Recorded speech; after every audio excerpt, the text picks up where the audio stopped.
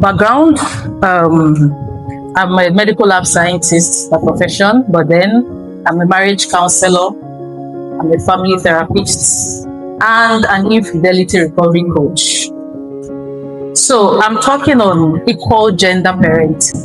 And before I start, I want to ask us a question. All of us are mothers here.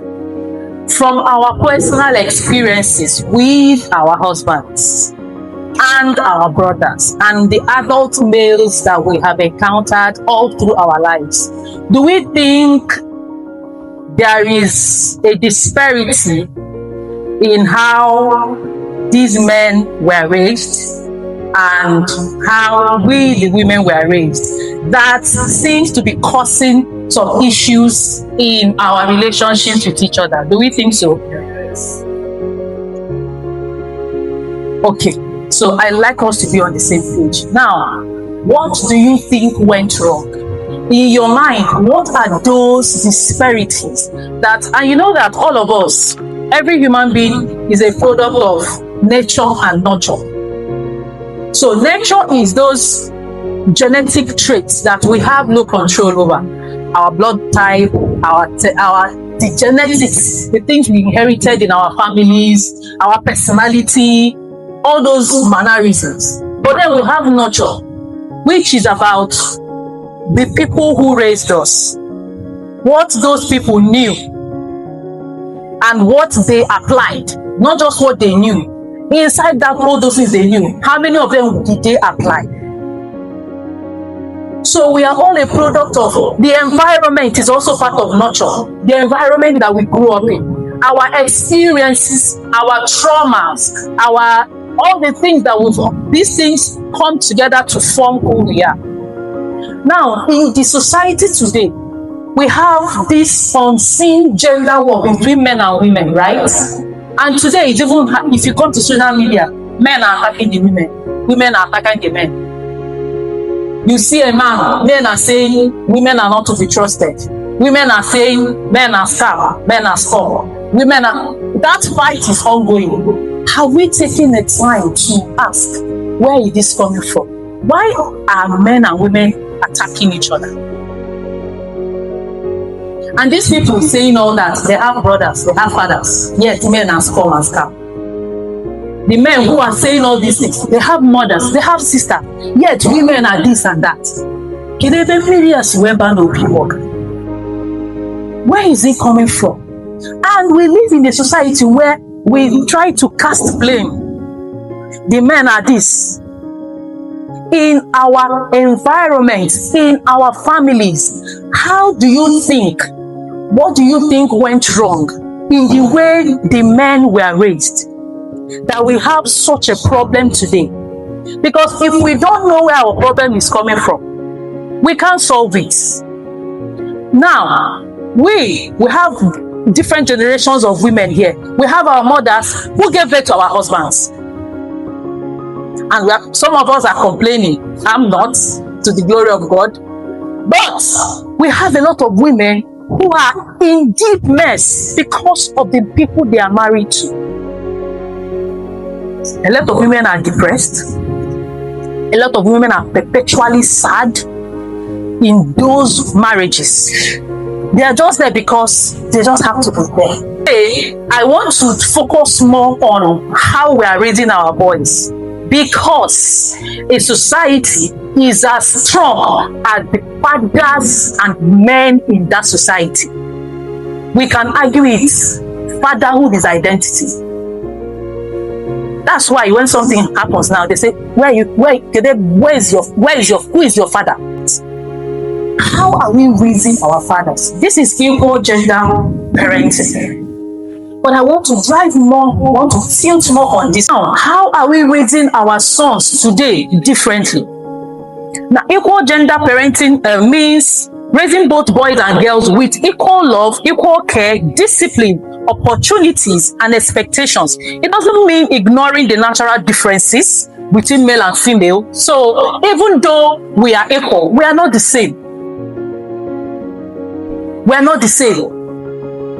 But then Rather, it means recognizing that every child is created by God and deserves to be nurtured to fulfill God's purpose. So you're going to ask yourself, the way we nurtured our men and the way we are nurturing our children right now, including the boys and girls, are we nurturing them in such a way that they are to fulfill the purpose of God for their lives? The children are not our own. The children, we are just caretakers, because God has sent them here at the end of the day to his glory. They are tools, they are arrows. They are supposed to fulfill a certain purpose in the sphere of things for God. Our job is to download the blueprints of what each and every one of our children have been sent here to do and nurture them along that line. So we're not teaching them in the way we want them to go. It is in the way they should go. That day is the way God has ordained that they should go. So our job is to make sure that the person who sent this child to us, we are in constant communion with him to download the blueprint. Now, my first two daughters are in secondary school. They are not the same. All five of them are not the same. So that's 5 nations. And that's 5 different departments and ministries that I have to nurture. If we understand the weight of that assignment, the laxity we see in parenting today, we will buckle up. Because the laxity is so much. And we can see it. One of my sisters there was when was praying about the way our children are turning out today. Somebody was saying that here. The way our children are turning out today. We are quick to say children of nowadays. And each time I talk to parents, I say, when we cast aspersions on these children of nowadays, these children are not raising themselves. They were born tabula rasa.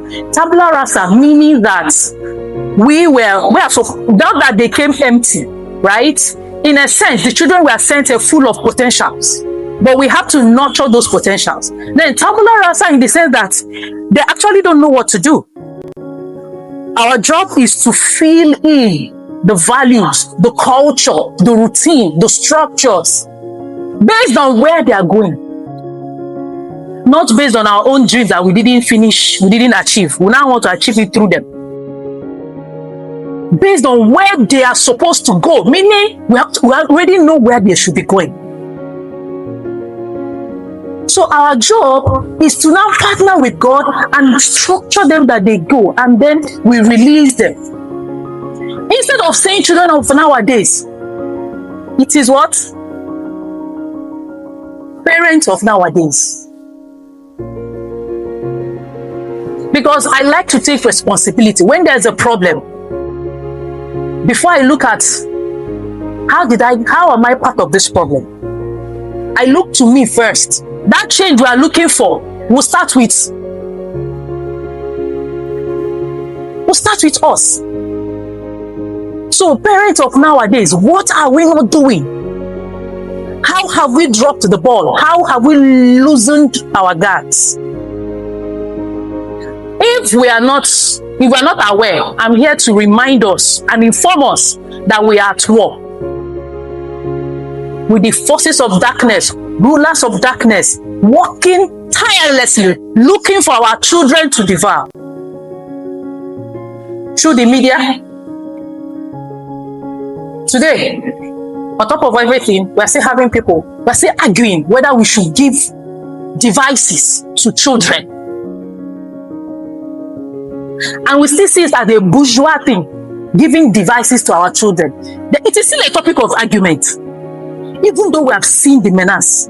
Today, UK currently, was it UK or one nation, banned use of phones for underage children. After how many years of arguing it? I know there wasn't going to be a projection. I have this picture. It's a video actually. It was made in the US 3 weeks ago.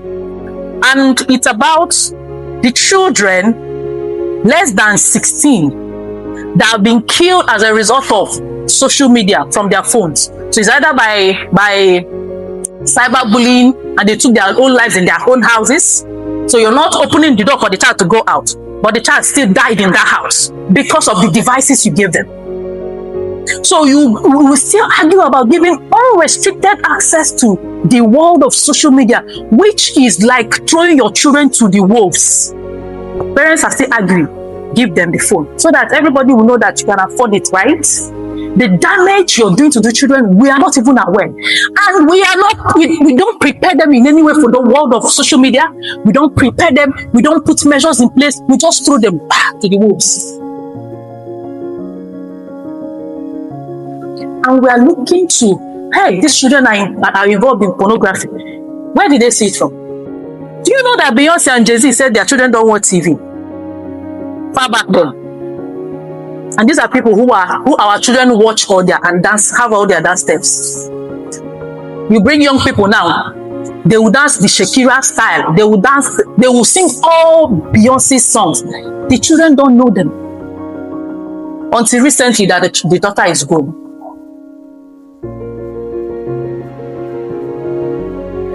Biblical foundation for raising children. God created both male and female in his image and in his likeness. Now, let's look at some of the principles of raising children equally. It is important to note that part of raising children, boys and girls, is responsibility. Equal shared responsibility. Boys are not to be exonerated from chores. Because part of the problem we are dealing with in our men today is that responsibility at home was taken away from them. And you can't learn it when you're an adult. The values, the culture, our beliefs, our God. Our children don't know our God. This God that we love so much, we believe in so much. How much of it does our children know? Currently, they are not coming to church because mommy and daddy say we should go to church. So as much as we have different strategies and tools, the first in equal gender parenting is God at the center. Because He knows each of these children, their personalities, the assignment He has given to them, and He's there to tell you, this is how you should train this one. Now, all 5 of those children that I have, the first 3 are girls, the last 2 are boys. They are all 5 different personalities. Now, sometimes your brain will have to be on auto because you don't punish them the same. You don't talk to them the same, right? There's a lot of gentle parenting saga that is running up and down. We are mixing it up. We are mixing it up and we are just allowing and being permissive instead of being fair. Don't beat him. Don't shout on him. Don't.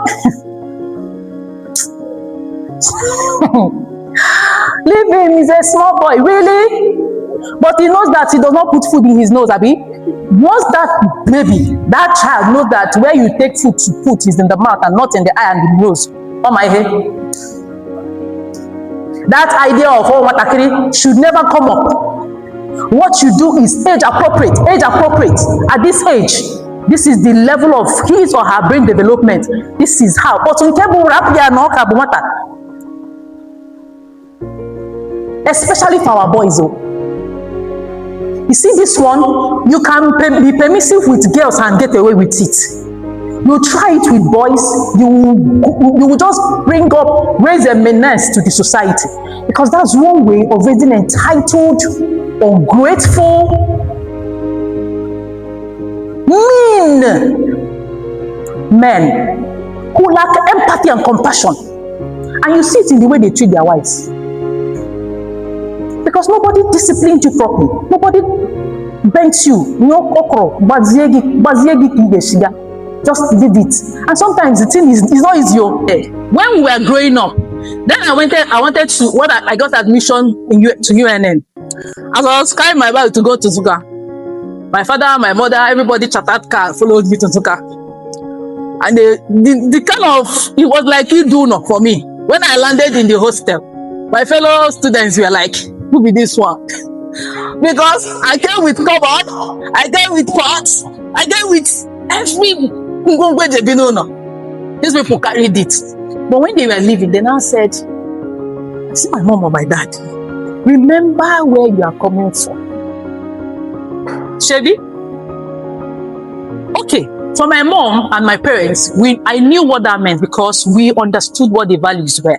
But generally, how many of our parents actually sat down and said, this is the value of this home? Because what you are meaning is, you know the values you uphold in our home, Abi? Remember where you're coming from. But did you even tell them the values? Where am I coming from? What is going on in that place I'm coming from? They don't really know. So it's important that we make family value. So in that room, in their room, the family value is there. And each of the values can decide whatever it is that is okay for you. It may not be the same for different families. Family values like goodness, kindness, responsibility, gentleness, honesty, whatever, humility. That these are the things that you want your home to be known for. This is the kind of legacy you want to leave. It is there.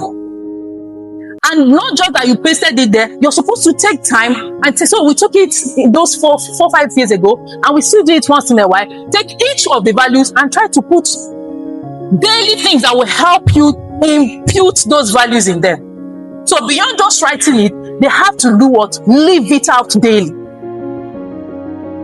Apart from those values, there is chore. Then there is a list of routine. These are the things that help you build children that can be independent when they're supposed to be independent.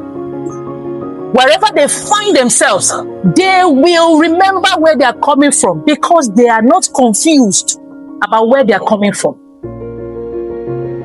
So if they tell you to decide, no, that's not how we do it in my house. That's not how we do it. So when you just anyhowness, there's no anyhowness allowed. Then there is structure. The structure is about when you wake up time. What you do as you wake up, it is lined up. So nobody wakes up and goes to the pot to collect food to eat. It's something waiting there. Nobody wakes up and maybe comes to the compound to just start playing, opens the door, goes to the backyard, just starts playing. No. You wake up, you greet each other. It is there, because these are the things. That's how you start raising children who don't know how to honor and respect each other. And it is there. Then you go and do what? Brush, have your bath, have breakfast, do your chore. So that chore part, then there's a chore list. That chore list, all 5 of them is on that chore list. Monday to Sunday. So all the chores in the house, you will do your own, including the tiny one that is graduating from nursery school. You have to do your 8 appropriate chores. So right now, even that small one can cook. When I mean can cook, can fry peeled potato and fry it. Cooking is not a gender role. It is a survival skill. So when my son, who is in primary 3, came back and said, Mommy, do you not think I'm the only one in my class? The boys in my class that cook. Why? I said, number one, does this place look like your friend's house? If you want to behave like them, you carry your bag and go and live with them. In this house, there is a culture. So in their head, culture is a common word in the house. There is a culture in this home. Anybody who can eat should be able to do what? Cook what they can eat. Something in their head. So I don't understand why the woman will give birth, do all that, and you're still there balancing. You did not cook this one, did not cook that one. What happened? It's how we raise them. You cannot wash clothes. So now, when it's your turn to wash, you wash everybody's clothes. You know, at some point, when we were growing up, because of the too much work, my mom said, everybody wash your own clothes. I said, I cannot do it. You will wash. If it's your turn to wash clothes, At some point in my house also, if you Elen is like so that I man pack the plate. The washer of the plate shall wash everybody's plates. It is teamwork. You must learn to serve each other. If they don't learn it at home, they cannot serve their wives. It will be a struggle. So it's only when a man that has decided that no, this is not okay, and unlearned it. How many of them can do that? So as much as we are talking about the men of today, how they have finished us, the ones we are raising, we must raise them differently. And now, I know that a lot of us will say, but the husbands are not helping matters. You want to enact a certain kind of structure. You've learned that this is a better way to do it, but the man is saying, leave him. He's a man. He should not wash plates. I know that can happen. But you see, the mother, your influence is so powerful. Every single time, do not have the mind of, well, I beg, I'll not kill myself. Maybe the boy is spoiled for two of us. I cannot. Don't do it, oh. Insist. The last time I came here, I was telling the young wives, any woman today that wants to succeed and be sane and be stable and still achieve purpose, regardless of your job, your role as a wife, as a mother, and you don't have a close, tight relationship with the Holy Spirit, even on a long thing, you have to guide him like this, tie him on your waist. In those moments that you want to give up, say, Holy Spirit, come. Maybe this child you gave me, I'm supposed to partner with God, return him back to fulfill purpose like a mighty arrow. Better come and tell me what to do. See, you will see strategy. With all the man is doing, are you not the mother? Call your child. My Lord. There is not strategy I've not used. Sometimes I'll go and bring research, videos. Sit them down. Come and see why I said you shouldn't be watching movies at this time and this time. They read it and read it. When I stopped Indomie in my house, 6 years ago, no Indomie. When I stopped it, it was a tug of war because children and Indomie. I had to bring research. Causes of Indomie. Harmful effect of Indomie. It's not me that wrote it though. You can see these people. Even videos of men talking and women discussing it, nutritionists talking, that it causes this heart attack, high blood pressure. Jesus! I cannot have high blood pressure. Even when they go to school and schools come to cook Indomie, say, Mommy, hey, I just told them they should give me the egg because I don't want to have high blood pressure. But if we had started arguing at home, do you understand?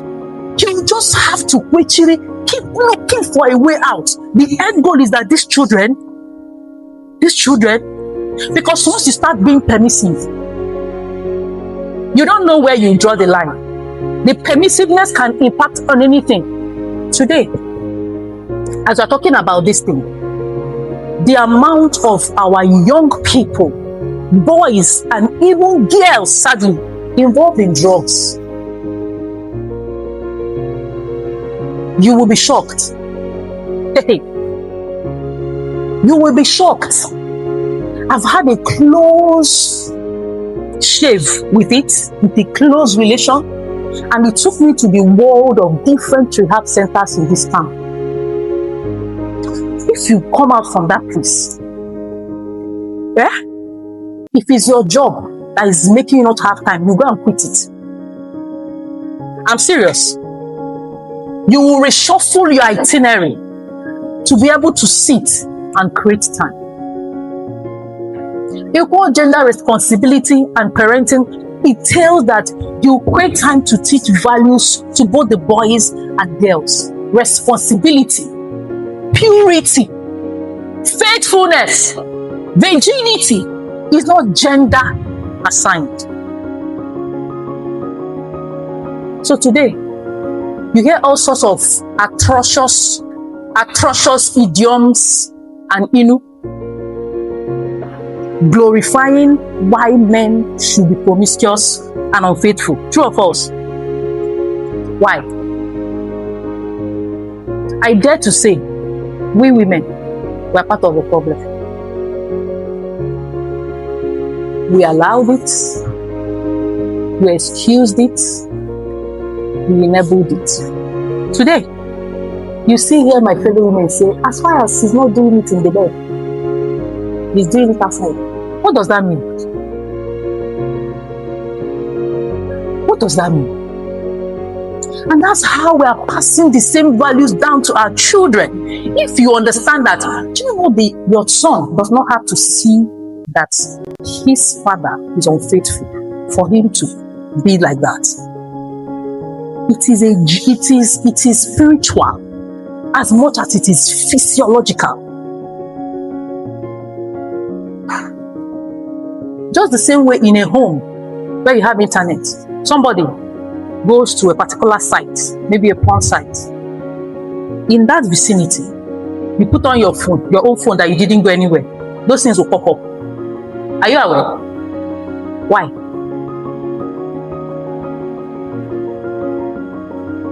Accountability. You tell women, you don't want to. He owes you accountability. We are accountable.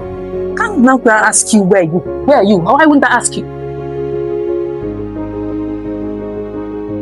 If anything happens to you, they'll call me, where is your husband?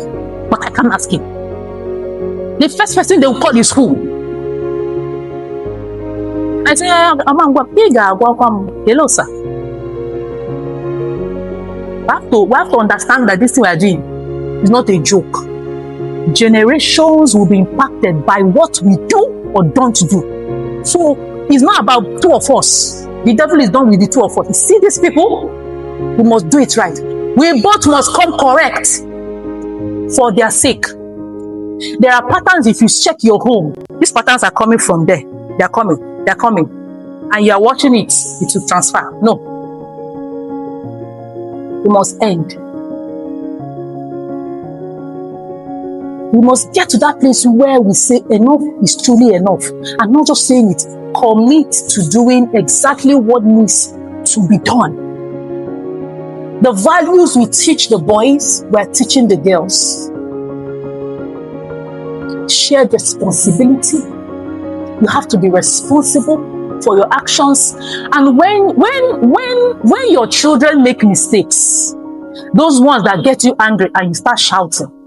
I'm not saying don't shout, but actually don't shout. Nobody hears the way you're screaming. But you need to, the content of the things you say is more important than the volume. Every mistake that your child makes is a teachable moment. It's an opportunity for you to teach, to correct, to impact, to remove. And that's why you have to be at alert every single time. As a mother, there is no latitude, there is no kanahola, even when you're sleeping. Okay, man, we do it now. You're sleeping like this. At the door. That's why every mother knows when a child is crying. Child that is, you can hear it. You see that alertness? You must be alert all the time, because you need to know that this, we have to get it right. I cannot raise a menace to the society. And the children I'm raising, I cannot finish raising them. And another one that they did not raise well, come and use their reggae to spoil my blues. You no go work. And that's why today, you see those old method of marry your tribe. We have gone back home. If you have not gone back, me and my household, we have gone back. We're going to check where you're coming from. We're going to check who raised you. What is their behavior? We're going to check your behavior very, very well. I cannot raise my children, my daughters, and one man that does not have values, that is wicked and mean, come and stress her life. It will not work. So we shall ask. And you know what? We are raising our children in such a way that they partner with you to find out. So they are not fighting, that's our asking. You know how they indoctrinate over there in the north? Better indoctrinate your children. Indoctrinate them not negatively, with the right value, with the right sense, with the right common sense. That wherever they are, they will literally know how my parents would handle this situation. And they will handle it like that. This is very important. So what are we teaching our children? The shared values. All the values, both the boys and girls, shared responsibilities, Every household chore should not be gender assigned. They should do it. From when they can put food in their mouth, they can do something. They will sweep it anyhow. By the time they sweep it anyhow for 1 year, they will get it right. Shared responsibility. Spiritual alignment. Spiritual alignment. They must learn it. They must learn it. Prayer warrior. My wife in the war room. Let those boys know that they are the man at the gates. They are the head. So you cannot be the head and now assign the spiritual headship to your wife. Tomorrow you complain that she's rebelling. Two of you are now heads. So the boys must know that they are the ones to champion the prayer in my house. I'm the helper of the prayer. I'm the helper, all-round helper. So when I wake up to pray, the man is in the gate, kabash. I cover blanket and say, thank you, Lord. He is in his duty post. Why shall I keep myself? We need to raise our sons. Let them see that example.